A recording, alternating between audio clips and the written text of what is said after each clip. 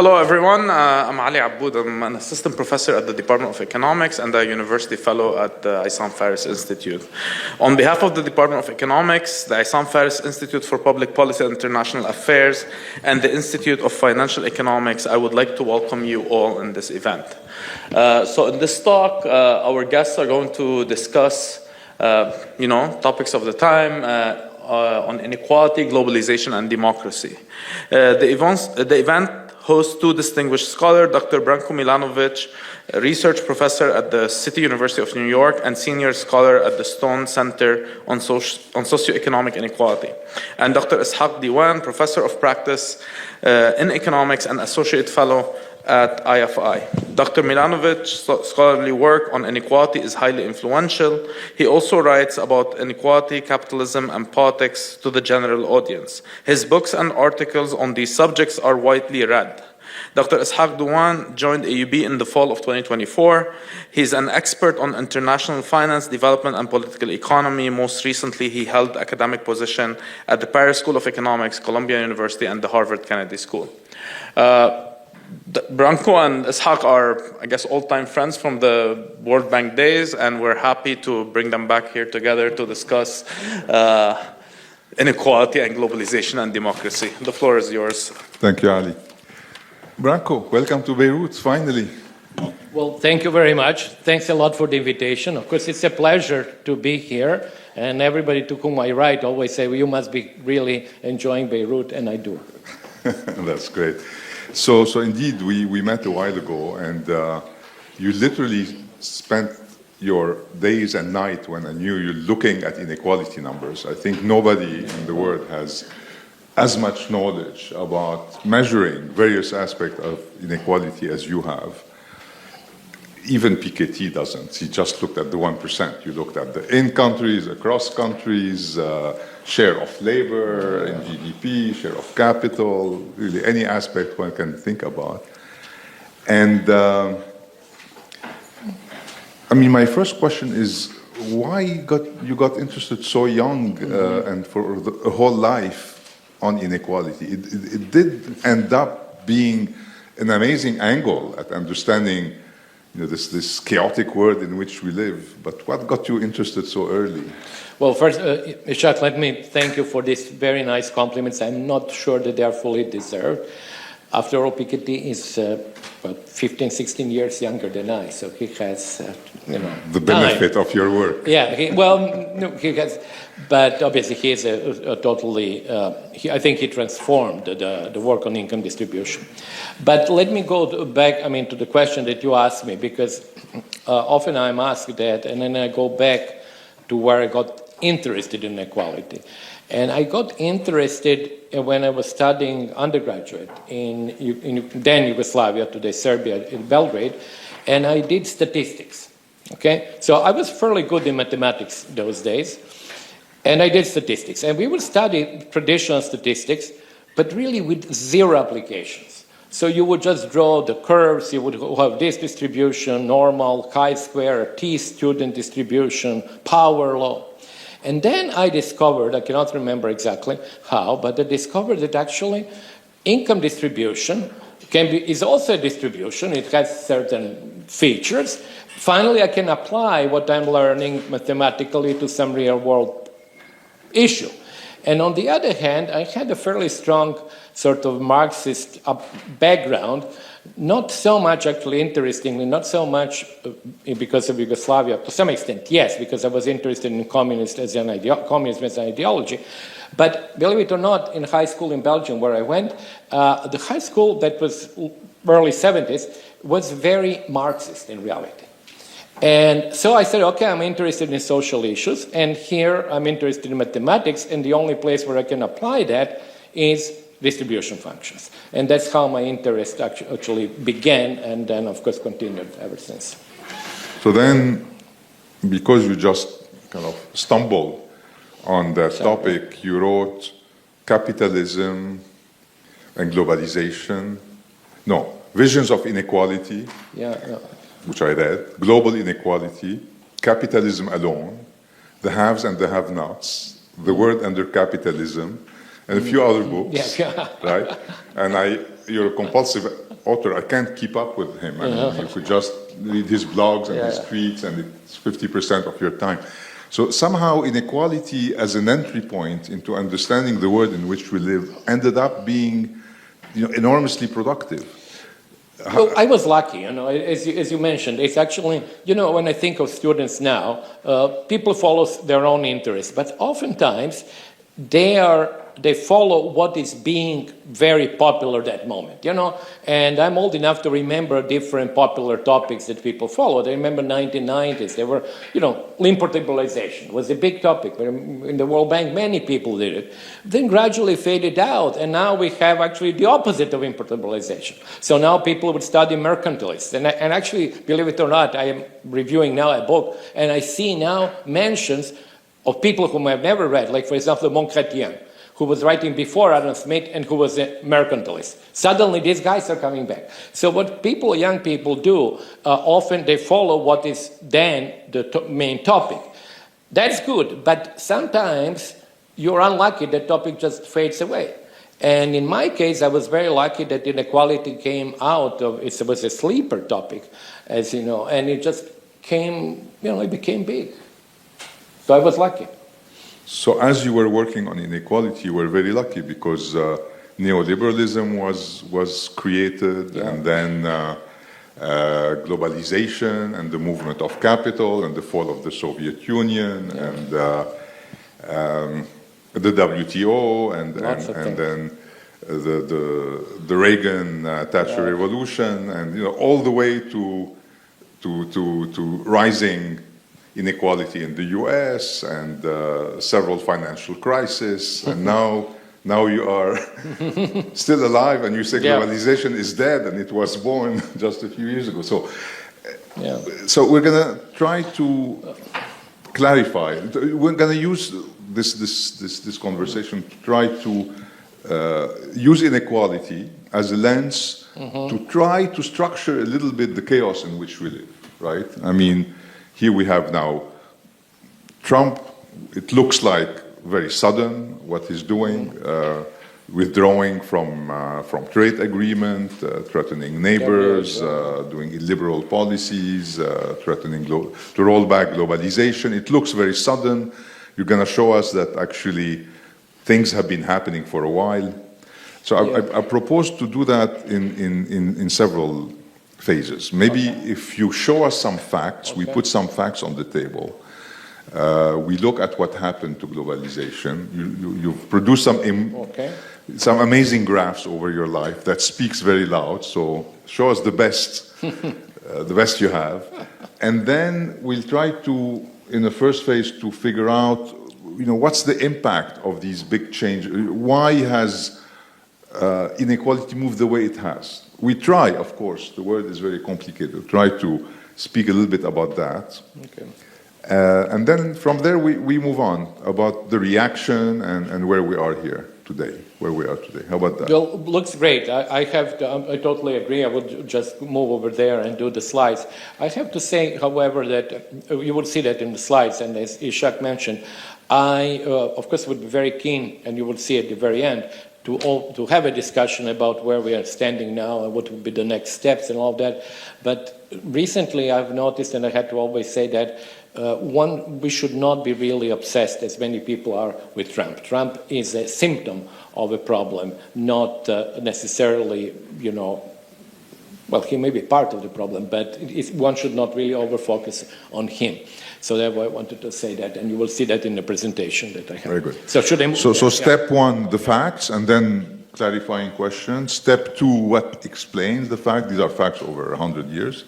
What forces explain the facts? And third phase, really conversation. Where are these dynamics potentially taking us? Well, it looks great. Actually, thank you very much for the introduction. As you can see, okay, this is a discussion. Can you hear me well? Is it okay? Maybe I'm too close. Maybe it's too strong.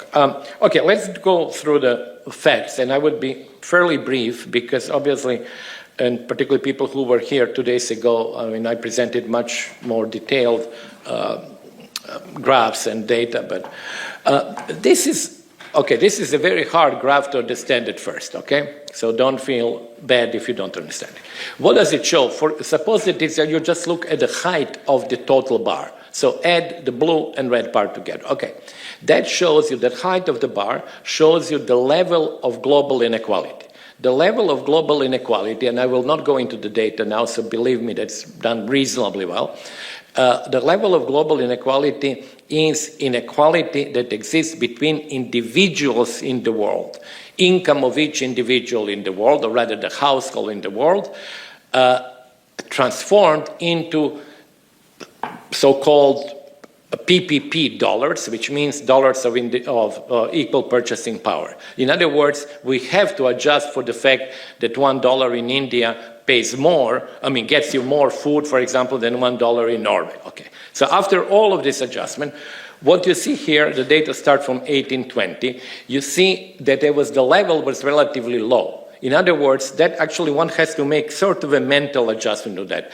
The world inequality between individuals at the end of the Napoleonic Wars was relatively low. And it was low because the world was poor. And essentially the gaps between Europe and Asia, which would drive inequality in the 19th century, were small. The gap between the richest countries like England and the Netherlands and poor countries like China was 3 to 4 to 1. And that gap became 20 and 30 to 1 at the peak of inequality in the 20th century. So that's essentially what happened. As you can notice, in the 19th century, we have steady increase in global inequality because some countries become rich, other countries, especially India and China, stay at the same level or go down. Then on the 20th century, most of it we have a plateau of inequality, very high inequality with the three worlds. And then now we have a decline in inequality driven by the rise of Asia. So if you want, this is the story of the 2 centuries in a nutshell. When you divide that story into the blue part and the red part, you have a story of between country inequality, which is blue, which is driving this whole process, and the story of red part, which is inequality within countries, which also to some extent, particularly in the 19th century and even today, was driving it too, but maybe less importantly. And that's why I call the 19th century the century of colonialism and basically European expansion to the rest of the world and the class struggles within countries. And of course, the more recent period is the period of the rise of Asia, where actually the differences within the Euro-Asian continent are going back to what they were before the Industrial Revolution. So that's kind of a story, and of course that can be sort of, unwrapped in many different ways and discussed and so on, but I really would like you to sort of see that there was a kind of inverted U shape in the movement of global inequality. Now, what was the most recent things which have happened? We all know that the middle classes in the rich countries somehow are unhappy. So we all know that, and that, of course, explains the so-called populist movements and so forth. Now, let me show you that on one example in slightly different way. This is the position on the horizontal axis. You have 10 Italian deciles, from the poorest people in Italy, poorest 10%, to the richest 10% in Italy. Now, Italy is a very good country for this graph because Italy has not had any growth in 25 years. So what has happened is that on a blue line, you see the position of the Italian deciles in 1988. And even the poorest Italian decile was then at the 75th global percentile. So if you're poorest decile in Italy, you're still better off than 3/4 of the world. Well, now you're just better off than 56% of the people in the world. So the poorest deciles slide down because they are overtaken mostly by Chinese and other Asian deciles. Now, the top deciles in Italy, as you can see, are not affected because the China effect doesn't go that far. Now, Italian example is more dramatic, but if you do the same thing for Germany, Japan, US, or any other country, rich country, you would find more or less the same result. I mean, the shape would be the same, but of course the decline would not be as dramatic. So that's something to keep in mind when we talk about the effects on the middle classes. Now, that rise of Asia has a geopolitical effect. The geopolitical effect is that China and India and other countries have become much more important players than they used to be. Now, the graph on the left shows you the share. Now, this is the total GDP, includes population as well. Share of US and China. The US, of course, share starts after World War II. On the vertical axis is the share of the US in total global production. And it starts almost 40%.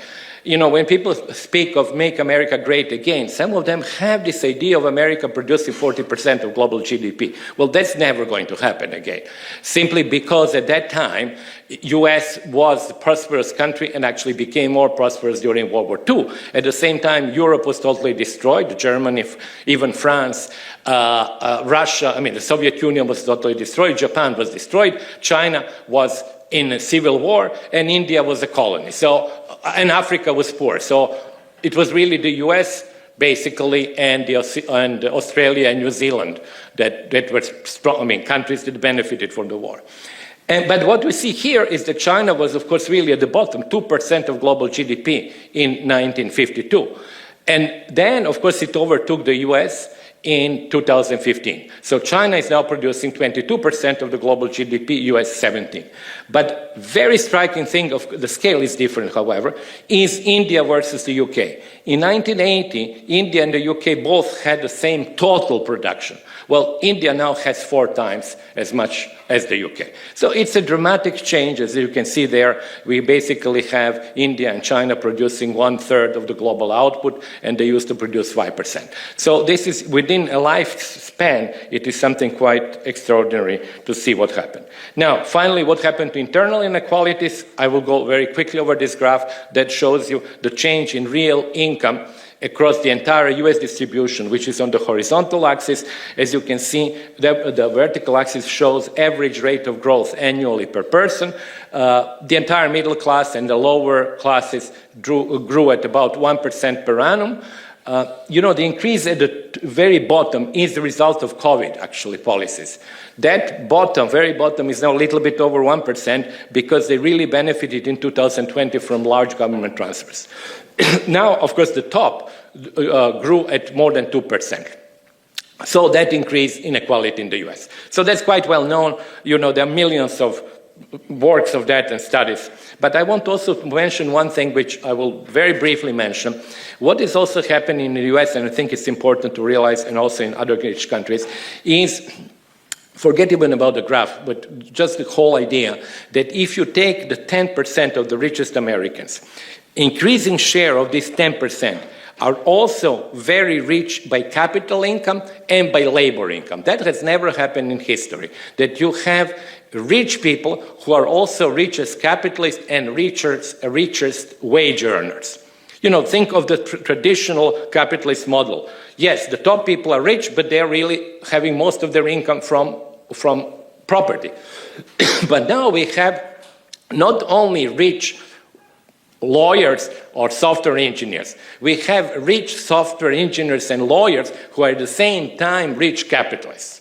So this combination of what they call homoplutia is absolutely unique, and it's actually increasing in all the countries. And put on that meritocracy, and you basically have an elite. And I think that's what actually is happening simultaneously with the decline of the middle class. And finally, that was also reflected in what is called the elephant chart, which shows you globally now, so we are now here at global level, globally shows you, imagine that the people in the B are basically American middle class, people at the point A are Chinese middle class, and people at point C are American oligarchs or plutocrats. So what has happened during globalization, high globalization period, is that people at A, Chinese middle class, have grown very fast. Everybody knows that. People at B, Americans, have really not grown almost at all. We know that as well. And people at C, American oligarchs, have also grown fast. So the political problem, and that's why it is relevant for today, as actually Ishac said, is the political choice. If you're at a point at that position, you have 2 possibilities. One possibility, you basically say, okay, I really don't like this globalization. I want point A, which is China, to go down, and I want my point B to go up. So I go after globalization. Or you can say, okay, I don't like it, but I'm going to take lots of money from my plutocrats by increasing tax rates and so on, and I will improve the position of point B and reduce position of point A. I think that's the essential dilemma which existed and exists in many rich countries. I will not tell you which sort of solution was chosen because I think it's rather obvious today. And finally, I want to say something about China because we forget that at the same time we have had a massive increase in inequality in China. Now, this graph shows that by first looking at the size of the bar. Now, as the bar goes up in size, what is happening is that the top 5% get more and more of total income in China. But notice another thing which is quite dramatic. The blue color is income which they receive from the private sector, and the red is the income which they receive from the state sector. And what you have here is a major transformation over 30 years where basically China, the Chinese elite, used to be essentially elite of state-owned enterprises, government officials, and people like that. And then became an elite of private sector people, a professional managerial class. So that was really a major transformation in China. And I think I will stop now, and I'll put just these questions that I don't even need to read, because I think they're... No, let's ask if there are some questions of clarification. Yes, so before let's do we that. move on. Okay. Just in the previous graph, what was foreign? I think it's actually from foreign-owned enterprises, where I mean people who have wages from foreign-owned enterprises. Others? No. So let's stay on the elephants. This really is what made Branko a superstar. I mean, because this is an amazing graph, right? It summarizes a lot of what you've said, right? That basically globalization has been good for the global middle class of the South, mostly. You know, they moved. This is the change in revenue between 88 and 2008. This is what, 30 years? And their income has increased by like 70% at point A. That's basically the southern middle class, right? Chinese, Right, Indian, Indonesian, Vietnam. Indonesian, what have you. Yeah. The American middle class, and to some extent the Europeans, they maybe were a little bit more protected, no? No, I think if you Not look really. at three big countries, Japan, Germany, and the US, that's 500 million people. You take half of their distributions, 250, and each of them had really very, I mean, Japan almost zero, Germany very little. So they stayed at point B. Basically, they had zero growth in their income between 88 and 2008, 20 years. Right. And then you have the 1% or the 10% that did extremely well. And actually, as we know from Piketty, if you look at the 0.1%, they did even better. They did increase amazingly well. Yeah. So that's the picture. Let's sit down again and take it from there. So maybe first phase, before we move into the conflicts and the potential and how the world can change from here, let's first understand why what happened. I mean, there are many forces that have been driving these things. What would be the 3-4 main forces before we get into them, if you want to list them? I think the main two, and that's what the debate was throughout, the early 2000s, was a debate between technological change, people who believe that actually what we see here is driven by technological change with so-called skill-biased technological progress that made actually returns to labor higher, that made also capital working with high-skilled labor more productive, and that really technological change and also possibly sort of other changes like ability to ship more cheaply across the world and so on. Other people believe that the main driver was globalization. In other words, the ability of the US to produce things offshore, replace American labor, which was expensive, by Chinese labor that was cheaper, so globalization was key. Other people, actually, for example, Piketty, believe that really very large role was played by policy. In other words, policy that started, as you mentioned, with Reagan and Thatcher, neoliberalism, reduction of taxation on the top and all of that. I have not empirically worked on that debate, so I cannot say much. I think that basically what they called it is overdetermined, because the three things really work often together. We can, of course, discuss that a lot, but I would say, maybe you can correct me, maybe you said 4 forces, but maybe there was something else too. But basically, I think these are the... Yeah, no, this is a good summary. So basically, trade in goods equalizes, right? So allows countries to catch up, to converge towards the rich, and potentially weakens the middle classes in the rich countries, especially if there is no redistribution. And there has not been redistribution. What we have seen happening more recently with Clinton is a lot of lending, actually, to the poor people through mortgages and the like, which has, given rise to several financial crises in a row. Actually, the very rich save a whole lot, and so there have been more savings in the world. Interest rates were lower, and a lot of this debt was used, right, to try to reduce the social tensions that were created by this inequality. But to go back, so trade in goods been equalizing with little redistribution in the West. The movement of capital, that's your neoliberalism. Yes, So what has that done? Capital moves around the world. It's a bit of a rat race to whichever country is cheaper, pushes wages down. As I said, what happened to the labor share of income? I tend to, of the 3 forces that I mentioned, I tend to believe that globalization was the main driver, But there is lots of discussion there, the papers by David Author, which basically argued that, but many other people believed in technological progress. But, in a very simplest way, and Ishac would remember that from the long time ago in the World Bank, when actually that was noticed, people would say, well, Heschel-Orin, theorem would say, poor countries like China would export labor-intensive products. Consequently, it would raise the domestic wages of unskilled labor, and then actually it would be good for inequality. Reduce inequality, whereas, of course, in the rich countries, the opposite would happen. But what happened is that actually in all the countries, you had massive increase in inequality. China's inequality, of course, being a socialist country that became capitalist, it actually shot. I didn't show it here, but, China's inequality is today higher than the American inequality. So, you had an increase in inequality in China, in the US, in Russia, in most of Western European countries. For example, people still talk about Swedish egalitarianism, but Sweden has changed. When I was young, it was an egalitarian country. Now it's a fairly unequal country with extremely unequal wealth distribution. So things have changed, and so that's where economists were really puzzled.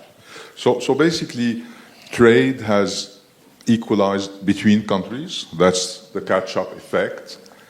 And then the movement of capital and movement of technology have been unequalizing within country, right?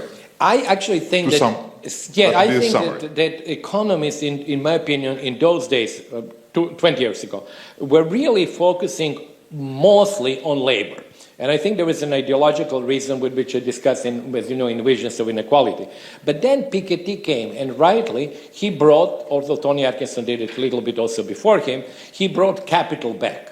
Right. And as there was a title, Capital is Back. So we really forgot that capital not only is an important source of income, but it's very unequally distributed, and particularly when it is badly or taxed, it becomes a major source of inequality. So, this capital movement's ability to actually increase rate of return, and as Piketty claimed that rate of return would stay stable regardless of the increase in capital intensity of production, meant that basically we had forces of capital and labor jointly working towards higher inequality. Right. And so this is reflected in the share of capital in GDP, which has risen from 50 to 60, 70% in different countries. But it has risen everywhere, actually. Huh? It has actually. There was a very nice IMF paper a couple of years ago, because IMF has the data for many countries that normally, that's not OECD only, and you basically find increased capital share almost everywhere. Almost everywhere. Yeah. So that's one strong force. And on technology, what we're seeing is the return on education going up. The educated gain much more, and the uneducated wages are pretty much flat because technology favors jobs for the educated, right? Absolutely, absolutely. So basically, if you were to summarize, you could say it in a very sort of rough way, but I think not inaccurate. Returns to education went up, which means that more skilled people gain compared to less. The share of capital went up, which means that rich people who own capital benefit. And taxation policies became much more lenient, which again means that rich people benefit more. So you had really sort of like perfect storm. Yeah. No, there's one more that makes it really a perfect storm, which is the winner takes all. And the rise of the oligarchs. It's not even the 1%. It's, as Bernie Sanders would say, the 0.00001%. A huge fortune. Literally, point C is an oligarchic group right now. But as you said, actually, and I really have to say that so that there is no mistake there, this point C is really not, strictly speaking, because this is based on surveys. This is not billionaires there. You know, they are not part of the survey. These are really fairly affluent people, part of the top 1 or 5% in many rich countries. And just to give you an idea, 11 or 12% of Americans are part of the global top 1%. So we are not talking here about, Elon Musk. That's actually, other richer people appear in Piketty's data because of fiscal data, and the top of top people, they really don't appear anywhere except on the Forbes lists. Right. So now we look at this map. I mean, in normal time, what would these B people do in a proper democracy? It seems to me they would just tax C. They would distribute the benefits of that larger pie more equally, right? What have we seen in terms of tax rates in rich countries? You know, I have not followed that systematically, but I had one observation which I've made several times, and I was not contradicted, so I suppose it must be generally true, because somebody would contradict me. The observation is essentially we have had so much talk about inequality in the last 15 years. But if you look at policies made by the rich countries, take France, take the US, take Italy, take Germany, there are no policies that really were addressing inequality. You know, there was no major change compared to 1980s. You remember in 1980s, actually, when Mitterrand decided to change policies from nationalization to privatization, things have changed then, very quickly. And well, over 10 years, 5 years. But now we have been talking and talking and talking. Tax rates in the US actually even went down, then went slightly up the marginal tax rate, then again down, but really lots of talk, no action. And now, whether the movements of the right are explained by that, I don't know. But there is certain kind of association between the disaffection of the middle classes. In my new book, I call them the malcontents, and what we see, actually, in the political arena. So the marginal tax rate after the Second World War was in the 80%. Yeah, it was like, although it was a very small number of people who would be paying, but you know, it was, in the US, was really very, very high. Now it's in the 30%. Well, I know I'm paying it 37.5. Right. And so, I mean, taxes are regressive.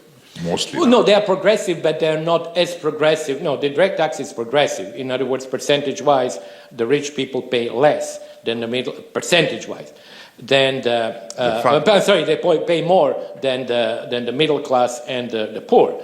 So they are progressive. But the level of, no, I think they're progressive, but I think the level of progressiveness has become much less.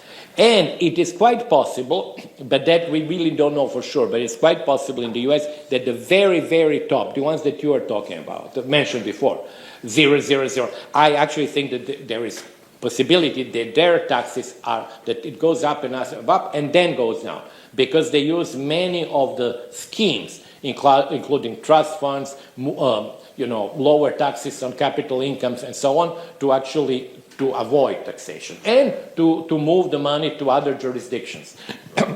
So when you see that Trump has paid zero tax over 20 years, okay, it's a little bit unusual.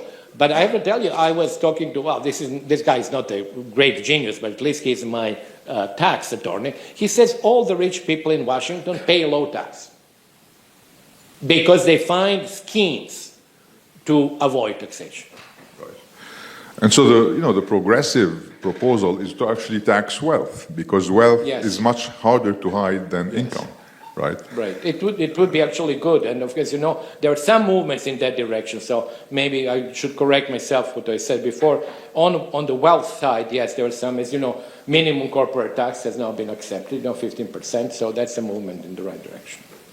So the G20, for example, of Lula has, in their final declaration, has supported a global wealth tax so that the rich get taxed. Yeah. A way to move out of B by dealing with C, your domestic problem. And there is this OECD agreement for minimum corporate tax of 15%, so that corporations don't all hide in Ireland and pay no taxes. But as you've noticed, the first thing Trump did was take the United States out of this agreement.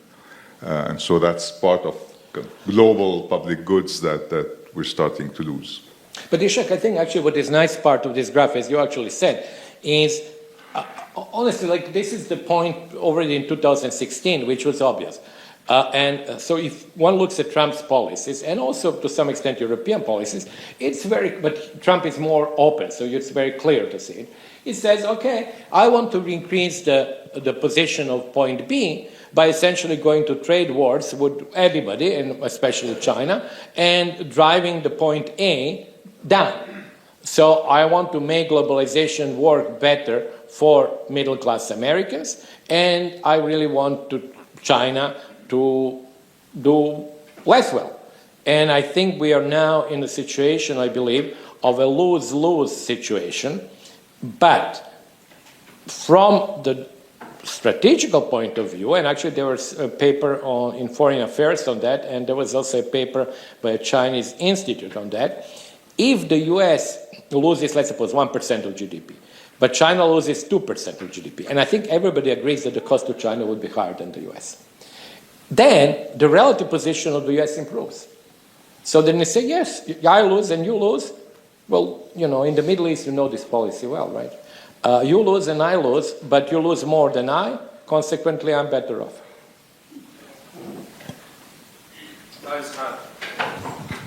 Good to see you again. It's been a while. I'm Khaled Abu Ismail from ASQA. Thank you, Dr. Milanovic. It's really great to see this chart again. Of course, for us who work in the poverty and inequality business, we are quite familiar with it. Now, just a quick question. This is 1988 to 2008, right? Okay, so, and it's in 205 PPP. So let's say we do it from 208 till today. What's the picture? So that's my first question. And in 2017 PPPs, I'm assuming.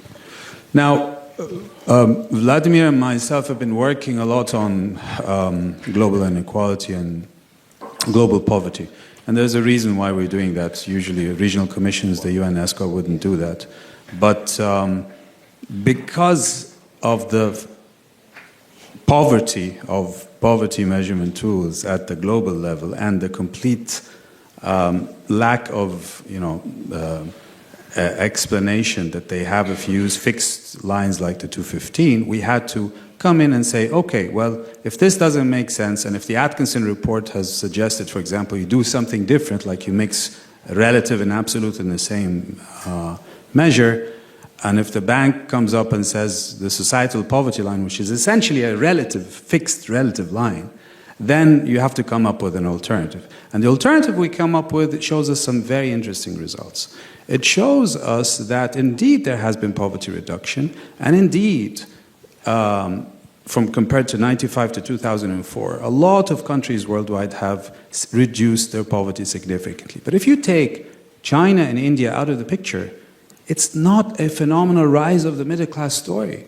And in fact, many regions, sub-Saharan Africa, maybe after 2010, the Arab region, you've So you're taking 3 billion people out of the picture? I'm just saying that it's important. It is important to realize that when you take them out, the narrative changes a lot, but even when you include them, and you use different poverty metrics, you realize that we completely underestimated the number of poor by objective standards worldwide. And maybe 2/3 of the world population is either poor, moderately poor, or even vulnerable to poverty. Okay, not 2/3, about 52%. And that just shows you how precarious the so-called global middle class really is. So I just wanted to throw those two ideas at you. Do we have a global middle class that has been exploding by objective standards? And what would happen to that picture post-2008 till today? I'd love to have your feedback on those two. Okay, excellent questions. I will be very brief. It is true that if you take another 10 years, the picture has changed in one respect. The top 1%, and it's driven by the American, really, top 10% or 5%, has not recovered immediately from the crisis. The crisis, actually, 2008, led to a reduction in their incomes at the very top, and then the recovery. But they never regained rates of growth. These are rates of growth here. Rates of growth that the Chinese middle had. So there was a change in the next 10 years. There is no doubt about that. But we wanted to, of course, show this more dramatic situation, which was during the high globalization. And, I have to mention, this is a joint paper with Christoph Lackner and myself. So when we had this data, we were very lucky that essentially it was really data-driven, but we had from the fall of the Berlin Wall until the financial crisis, and that was the high globalization. So that was the first question. The second is about poverty. I don't deal with poverty, so I totally agree that depending on the poverty line that you draw, you would have different results, but I'm staying out of that. And for the global middle class, the term middle class is very difficult to define. Everybody defines it differently. But the fact is that the global GDP has gone up significantly, and the fact is that the world income distribution, if you draw it as a distribution, as I was saying, what I was a kid and like that distribution, it has really become more symmetrical, looking almost like a distribution in a single country, almost. And that was not the case in 1988. I want to make two comments on this graph to continue this conversation. First is that, it's not just the Chinese that are in A. There's a whole bunch of people around the world here that have risen. And against that, of course, you have a lot of people in some countries that have not risen. But this global reduction of inequality doesn't really have a constituency that has discretion, that has agency, that can say, we love trade, we want open trade, and the like. There are some people in different countries, while the losers are in one country that can make decisions and that can stop globalization. So that's first. We don't have a united South that is negotiating. We have a fragmented bunch of countries. That's one. And two, in all likelihood, B is going to lose out of this. We know there are estimates of this cost of pulling out of the system is around 10% for the United States. You said maybe more for China. Yeah. But it's a lose-lose war. It's not a win-win war. And so, rather than the real interest of B is not to fight with A and shrink the pie. It should really be to share the growth much more with C. So my sense is that C, this oligarchy, is really using the discontent of B, basically, and the fear of the other, xenophobia, through populism, basically, to attack A as a way of defending C against B taxing it.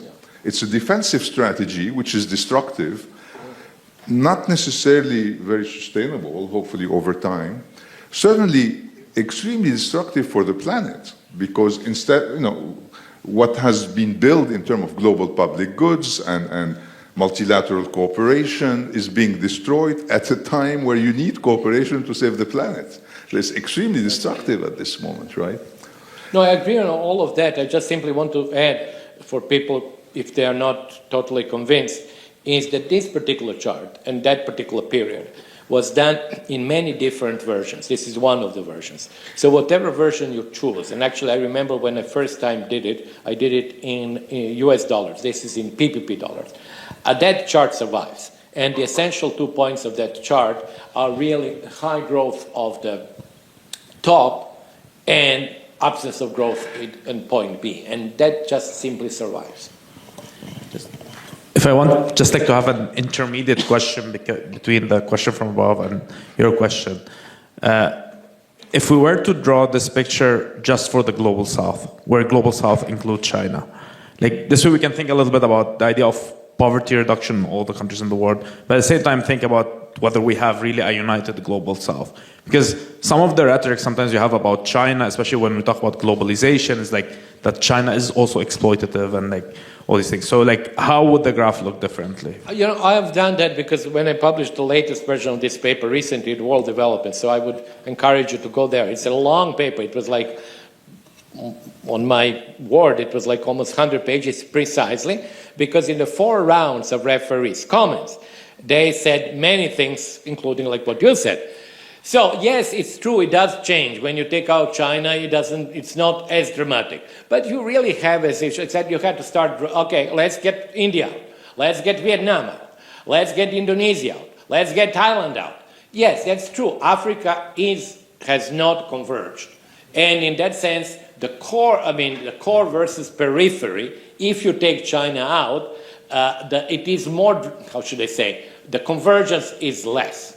And China is important because 1.4 billion people. But as I said, it is really an Asian story. Yeah. And I really would like to see it, as I mentioned it also, as a story of the return of the relative distribution of economic activity to what it was pre-industrial revolution, because that's what basically it is. No, I meant we keep China, but just like OECD this countries is it. This is the Global South.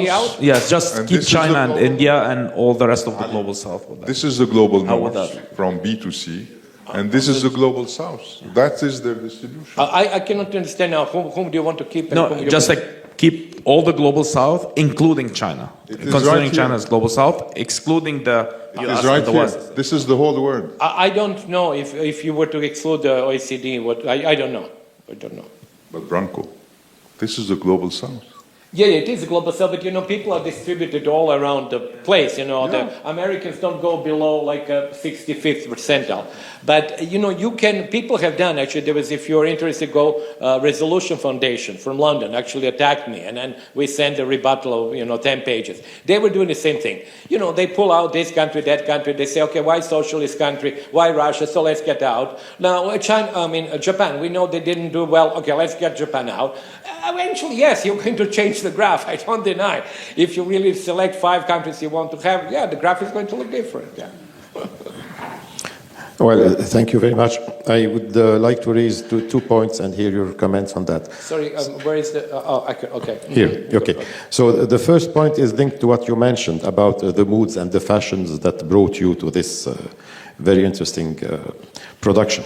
Well, this duality that has been evocated by yourself and by the person behind about poverty versus inequality. Well, poverty approaches are basically static as opposed to dynamic that you show in yours, where you always or mostly present things in terms of rates of evolution. And the second consideration is that poverty appears as being a moral concern, while inequality is a more political concern, as you show it. So I don't know if you have any comment. What made the prevalence of the poverty over a long period, past period, mainly within World Bank and the narratives by policymakers, etc., etc.? Is it intended to hide the progress that was happening at the level of inequality, or just a mimetic design? The second point is that, well, since inequality is a dynamic process over time, I would like to hear your opinion on the 2 other dynamics that are, the spatial dynamic and the demographic dynamic, meaning the displacement not over time, because over time, people compare their own evolution to those who they can consider as being comparable to them. And therefore, the configuration of space and I heard from our friends here, remove this or put that, etc. So we are in a place here in Lebanon that might be of some interest because we have almost 3 tiers in the population. One block, maybe 3 million something, of Lebanese nationals residing in Lebanon, almost equivalent number of still holding Lebanese passport, and another one, immigrants, not from long time, maybe for the past 20 years, and a third tier, not far from being equivalent, that is mainly composed of immigrants, poor, mainly from Syria or Palestinians, etc. So this displacement is accompanied in Lebanon by the fact that the comparisons are segmented. What would you help us understand at the level of the, not time dynamics, but spatial segmentation dynamics, including perception and movement of population, effective and perceived?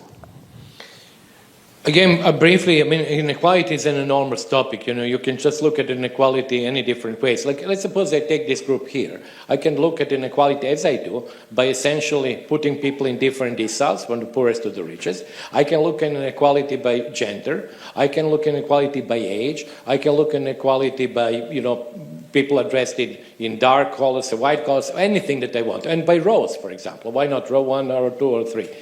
But that's why I'm saying that there are so many aspects that I really deal with only one. On top of that, as you mentioned, there is a perception aspect. There is with whom do you compare yourself, or who are the peers.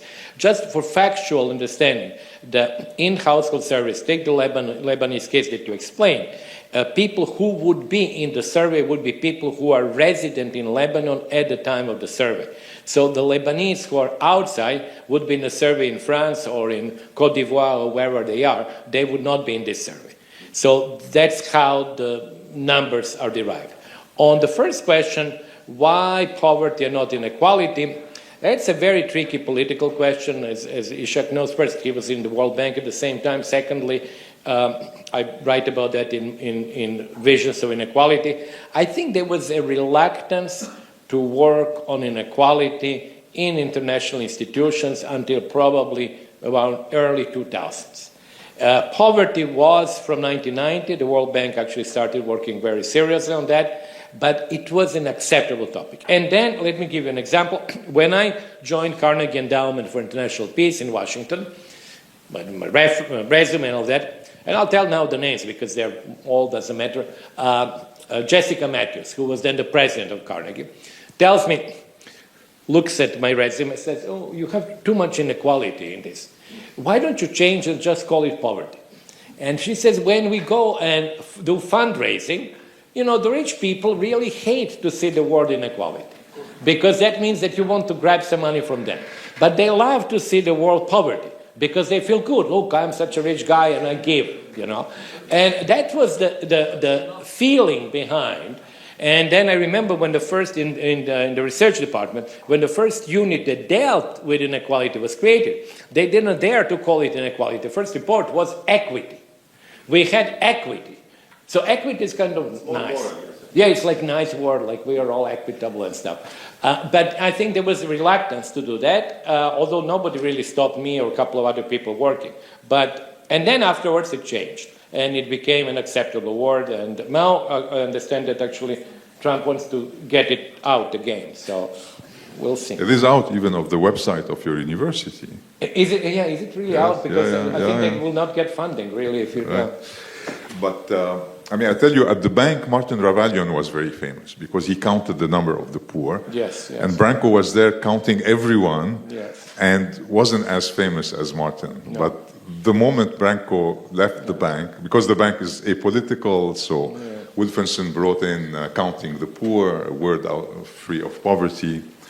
But then the moment you left the bank, you became extremely popular because the world is interested in political issues which have to do with inequality. No, of course, I was lucky in that sense that inequality became a huge political issue. Absolutely, yeah. And then, of course, everybody who worked in inequality really benefited from that. We benefited enormously. But there was some concern.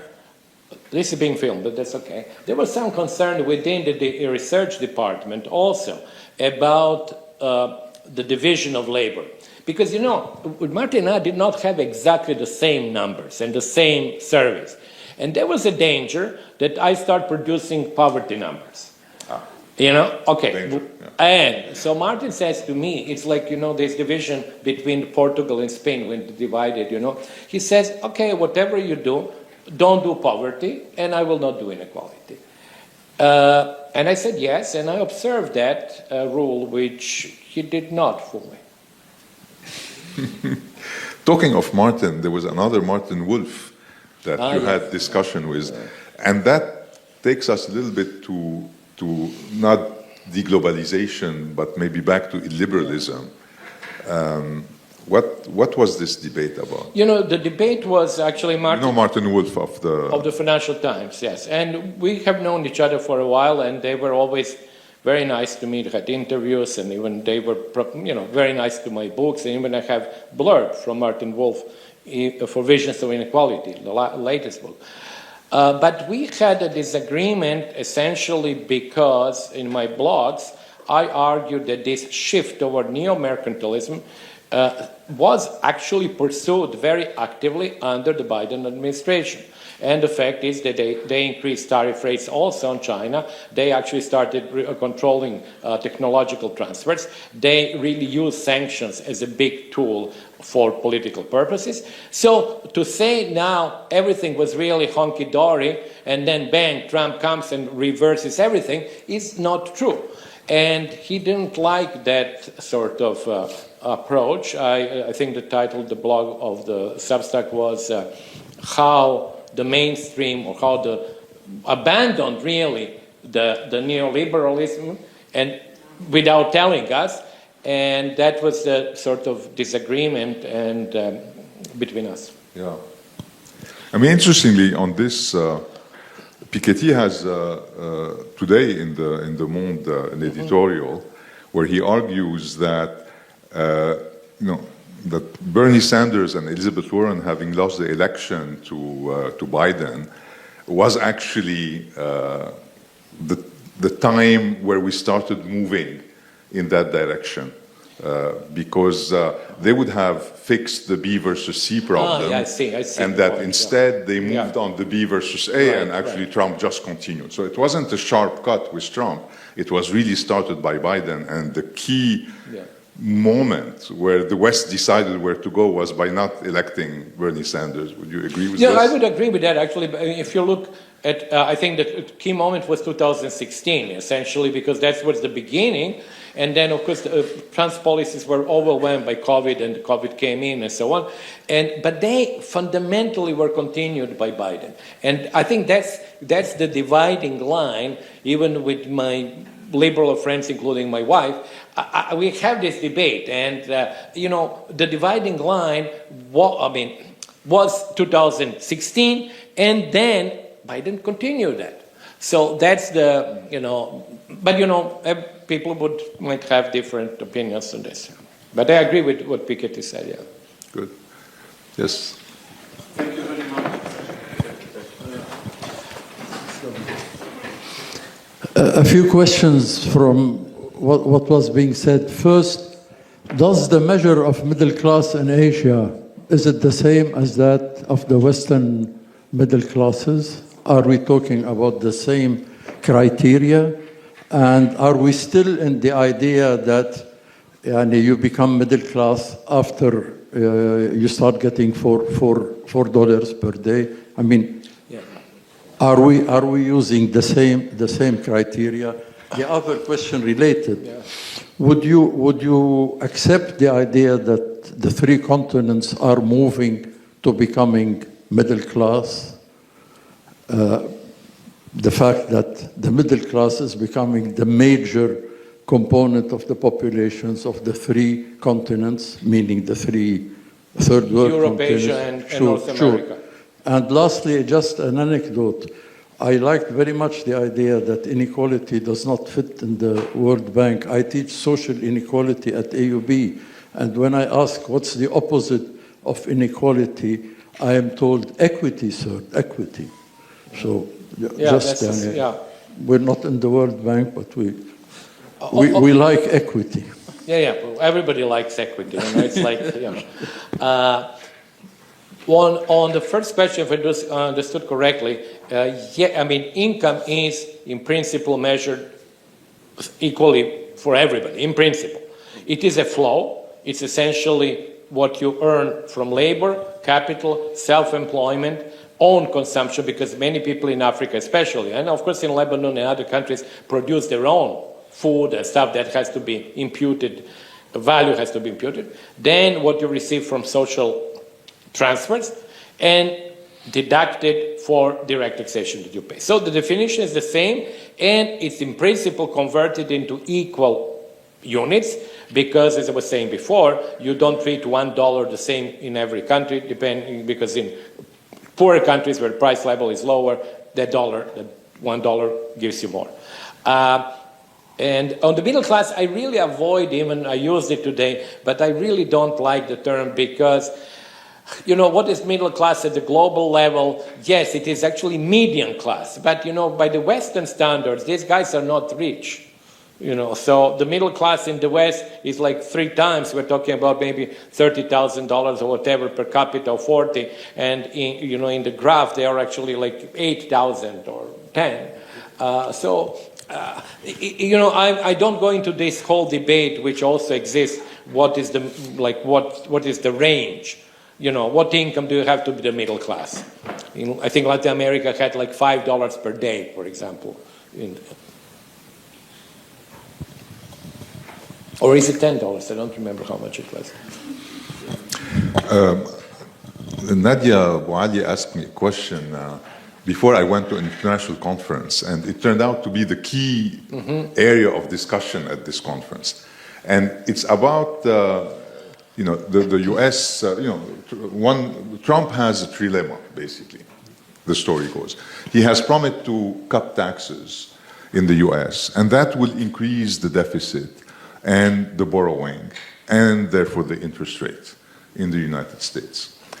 And that is a problem, because high interest rate means a strong dollar. And the strong dollar defeats what he's trying to do on protection, right? Because the strong dollar makes the US less competitive. He's trying to attract industry at home, and for that he needs a weak dollar. A weak dollar requires low interest rates so that capital does not flow to the United States. And that's a dilemma. I mean, he wants a weak dollar and a strong dollar at the same time. So how? He's trying to make this new agreement, the Mariana agreement, whereby the other country will help the United States to lower the dollar. Sorry, help? Yeah, I mean that they get obliged to actually hold dollars at very low interest rate, right? So I mean. Exactly. So that is indeed, I think, the rising area of international discussion is how to get a cheap dollar while at the same time not busting the 100% of GDP debt of the United States, which is what, $50 billion or something like that. And so how to oblige China and Europe to keep their reserves in dollars, but at a very low interest rate.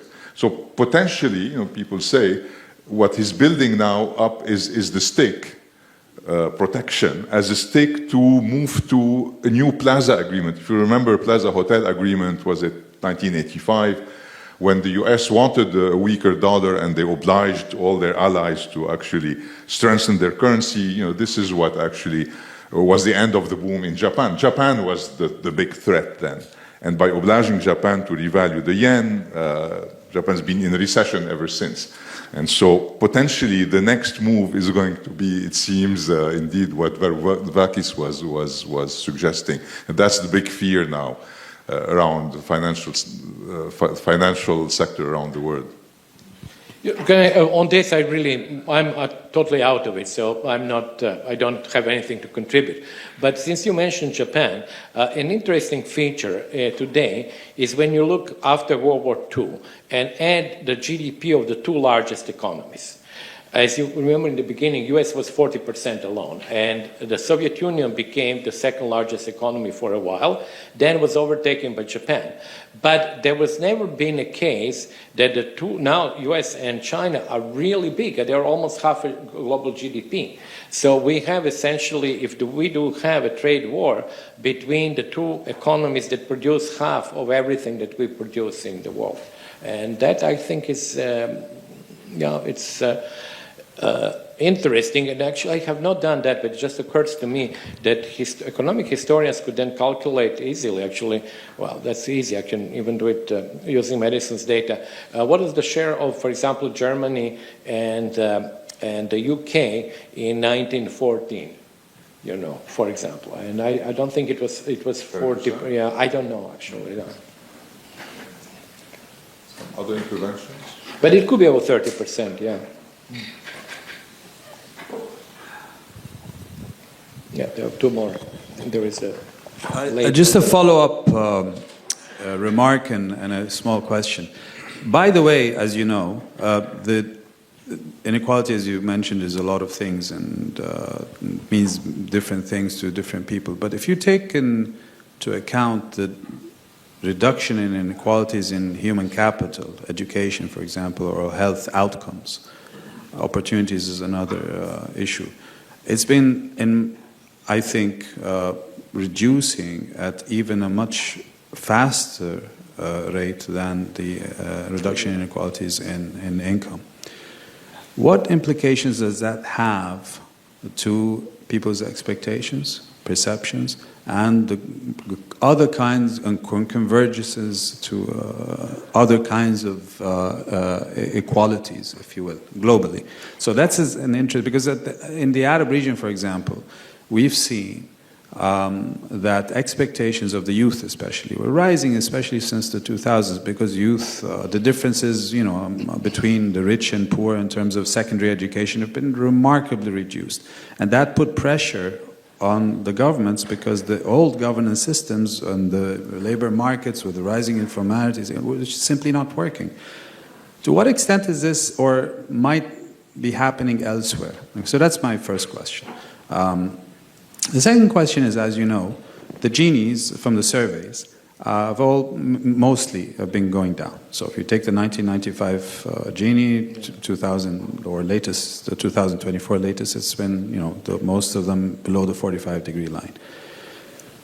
This doesn't take into account, in most cases, their expenditure or income. It doesn't take into account the 1%, because the surveys don't capture that.